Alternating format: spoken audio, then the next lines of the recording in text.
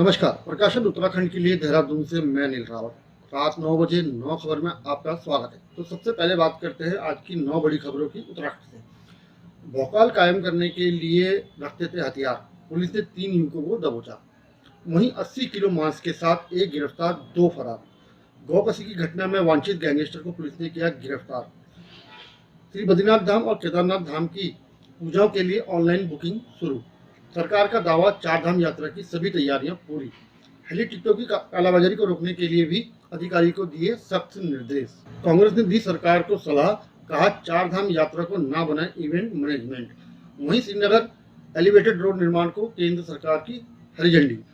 पीने का पानी नहीं आए तो करे टोल फ्री नंबर पर शिकायत।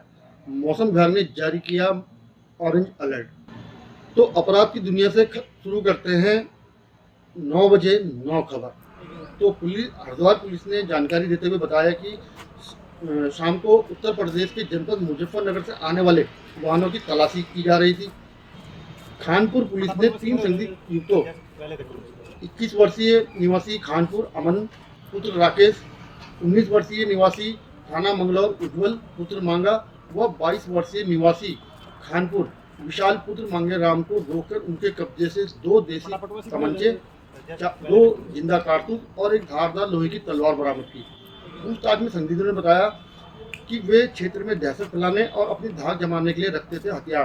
पुलिस ने तत्काल कार्रवाई करते हुए तीनों युवकों को लिया हिरासत में और उनके खिलाफ विभिन्न धाराओं में मुकदमा दर्ज किया।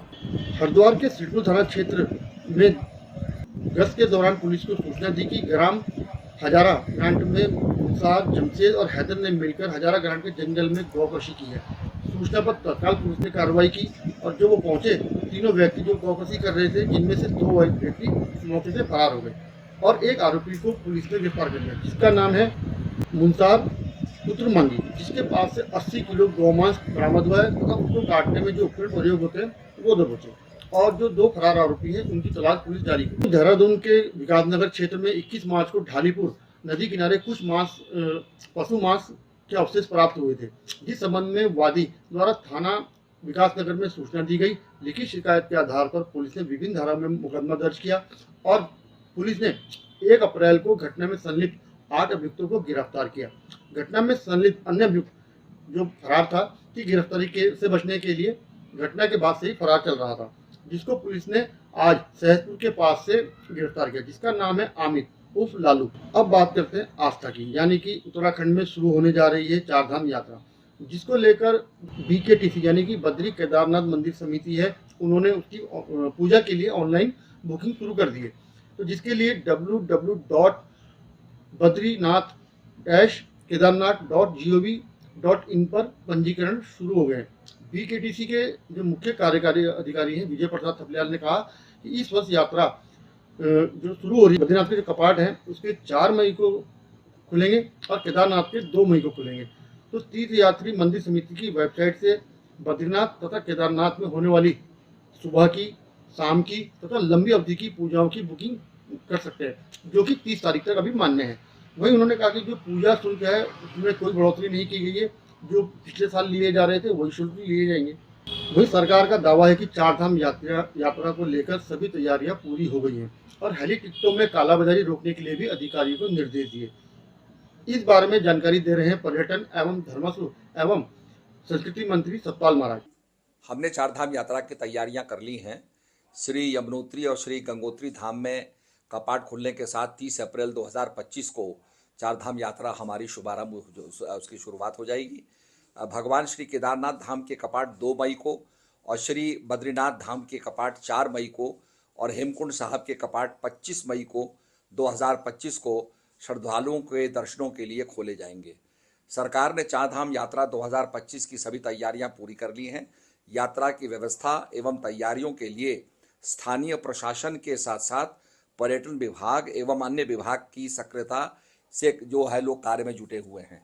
4 धाम यात्रा 25 को देखते हुए आयुक्त गढ़वाल मंडल तथा जिलाधिकारी को 4 धाम यात्रा मार्गों पर आवश्यक व्यवस्थाओं हेतु कमिश्नर गढ़वाल पौड़ी मंडल को 25 लाख, जिलाधिकारी हरिद्वार को 1 करोड़, जिलाधिकारी टेरी को 1 करोड़, जिलाधिकारी देहरादून को 1 करोड़, जिलाधिकारी पौड़ी को 50 लाख, जिलाधिकारी चमोली को 3 करोड़ जिलाधिकारी उत्तरकाशी को 3 करोड़, जिलाधिकारी रुद्रप्रयाग को 3 करोड़, कुल ये जो है 12 करोड़ 75 लाख की राशि जो है अवमुक्त की गई है। तो इससे जो है मैं समझता हूँ कि काफ़ी कार्य किए जाएंगे और इसके साथ साथ जो हेलीकॉप्टर की जो बुकिंग है वो भी प्रारंभ हो। चारधाम यात्रा की तारीखों की घोषणा हो चुकी है। ऐसे में जहां उत्तराखंड की जनता ये अपेक्षा कर रही थी कि पूरी सरकार और शासन प्रशासन एड़ी चोटी का जोर लगाकर इस यात्रा की तैयारियों में जुटा होगा, तस्वीर कुछ उलट निकल कर आ रही है। जगह जगह सड़कों के टूटने की खबर मिल रही है। सड़कों का जो चौड़ीकरण का काम था वो ठप पड़ा हुआ है। हम पिछले साल की अव्यवस्थाओं को भूले नहीं हैं। पिछले साल पहली बार ऐसा हुआ उत्तराखंड राज्य गठन के बाद कि चारधाम यात्रा के आंकड़े ही बाहर निकल कर नहीं आए। न मृतकों की संख्या, न बीमारों की संख्या, न बादल फटने और ओलावृष्टि से जो लोग मलबे में दब गए, बह गए, उनकी संख्या निकल कर आई। ऐसे में सरकार से निवेदन ये रहेगा कि आप यात्रियों की संख्या पर कम ध्यान दीजिए, इस यात्रा को सुविधाजनक बनाने पर ज़्यादा। और तो और ये चारों जो हमारे धाम हैं ये उच्च हिमालयी क्षेत्र में स्थित हैं। ऐसे में इसको इवेंट मैनेजमेंट ना बनाकर कैसे हम एक स्वस्थ यात्रा, एक सुरक्षित यात्रा, एक सुगम यात्रा, एक सुविधाजनक यात्रा बना सकते हैं, उन सुव्यवस्थाओं को देखे जाने की ज़रूरत है। और तो और सार्वजनिक शौचालय न होने की वजह से जगह जगह गंदगी का ढेर लगा है और हमारी नदियों में वो मलबा, वो गंदगी शौचालय ना होने की वजह से बहाया जा रहा है। तो कहीं ना कहीं सरकार पूरी तरह से गंभीर नहीं दिखाई पड़ रही है, असंवेदनशील दिखाई पड़ रही है। और मैं कहना चाहती हूँ राज्य सरकार से कि जब 2 घंटे का रास्ता 8 घंटे में तय करना पड़ता है यात्रियों को, जाम की स्थिति लगती है, तो एक तो उनका समय बर्बाद होता है, दूसरा स्थानीय जनता के लिए जीवन नरक हो जाता है। और तो और चमोली की जनता हो, जिले की जनता या उत्तरकाशी की जनता हो, 4 धामों की यात्रा के लिए बेसब्री से इंतजार कर रहे होते हैं साल भर, क्योंकि उनकी आजीविका का साधन यही 4 धाम यात्रा है। और हमारे प्रदेश की भी रीढ़ अगर कोई है, यूएसपी अगर कोई है, तो वो ये 4 धाम यात्रा है। इसलिए इसके साथ छेड़खानी या इसके साथ कोताही कतई बर्दाश्त नहीं की जानी चाहिए। कोई विकास की बात करें तो श्रीनगर गढ़वाल में एलिवेटेड रोड को केंद्र सरकार ने हरी झंडी दे दी है। नई दिल्ली में केंद्रीय सड़क परिवहन मंत्री नितिन गडकरी की अध्यक्षता में आज बैठक आयोजित हुई, जिसमें जो हमारे प्रदेश के काबीना मंत्री हैं डॉक्टर रावत, उन्होंने एलिवेटेड रोड को लेकर मजबूत पैरवी की। और रावत ने बताया कि उच्च स्तरीय बैठक में एलिवेटेड रोड के निर्माण को लेकर विभिन्न पहलुओं पर विस्तृत चर्चा की और अंत में जो केंद्रीय मंत्री हैं उन्होंने एलिवेटेड रोड की परियोजना को हरी झंडी दे दी है। अब खबर आपके काम की। अगर आपके घर में पानी नहीं आ रहा है, क्योंकि गर्मी का सीजन है, पानी की किल्लत हो सकती है, तो गर्मियों में पेयजल सप्लाई सामान्य बनाए रखने के लिए जल संस्थान ने सभी जिलों में कंट्रोल रूम की स्थापना कर दी है। पानी न आने पर उपभोक्ता फोन नंबरों पर कॉल कर शिकायत दर्ज कर सकते हैं। वहीं उपभोक्ताओं के लिए टोल फ्री नंबर नोट कर लीजिए, मैं धीरे धीरे बोल रहा हूँ, 1800-180-4100 और 1916 पर पानी संबंधित शिकायत आप दर्ज करा सकते हैं।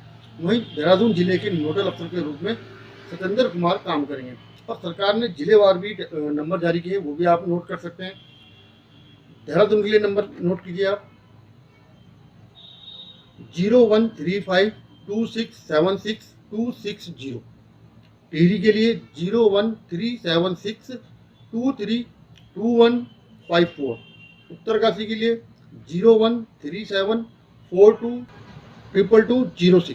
हरिद्वार के लिए 013342226360। दूसरा नंबर हरिद्वार के लिए 262099। वहीं पौड़ी के लिए 013682222015। चमोली के लिए 013722524341। रुद्रप्रयाग के लिए 013642332226। नैनीताल के लिए 0594622077। उधमसिंह नगर के लिए 059442437111। अल्मोड़ा के लिए 059622340049। बागेश्वर के लिए 059632222038। वहीं पिथौरागढ़ के लिए 9642252237। मौसम विभाग के अनुसार उत्तराखंड के सभी जनपदों में अधिकांश हिस्सों में हल्की से मध्यम वर्षा होने की संभावना है। मौसम विभाग ने चेतावनी जारी करते हुए कहा कि राज्य के उत्तरकाशी, चमोली, रुद्रप्रयाग, टिहरी, बागेश्वर, अल्मोड़ा जनपदों में कहीं कहीं आकाशीय बिजली चमकने, ओलावृष्टि और 40 से 50 किलोमीटर प्रति घंटा की रफ्तार से हवाएं चलने की संभावना है। वहीं राज्य के देहरादून, पौड़ी, उधमसिंह नगर, हरिद्वार जनपदों में कहीं कहीं गर्जन के साथ आकाशीय बिजली चमकेगी और ओलावृष्टि भी होगी। 60 से 70 किलोमीटर की रफ्तार से हवा चल सकती है। राज्य के नैनीताल, चंपावत, पिथौरागढ़ जनपदों में कहीं कहीं गर्जन के साथ आकाशीय बिजली चमकने, ओलावृष्टि होने की संभावना है। वहीं 60 से 70 किलोमीटर की स्पीड से झक्कड़ चलने की भी संभावना है, जिसकी अधिकतम सीमा जो गति सीमा है वो 80 किलोमीटर प्रति घंटा भी हो सकती है।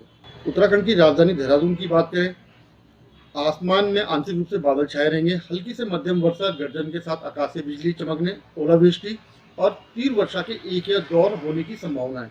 वहीं देहरादून में भी 60 से 70 किलोमीटर की स्पीड से हवाएं चल सकती हैं। वहीं अधिकतम तापमान 31 डिग्री व न्यूनतम तापमान 18 डिग्री रहने की संभावना है। अगर ये वीडियो आपको हमारा पसंद आया हो तो वीडियो को लाइक करें, शेयर करें और सब्सक्राइब जरूर करें। धन्यवाद।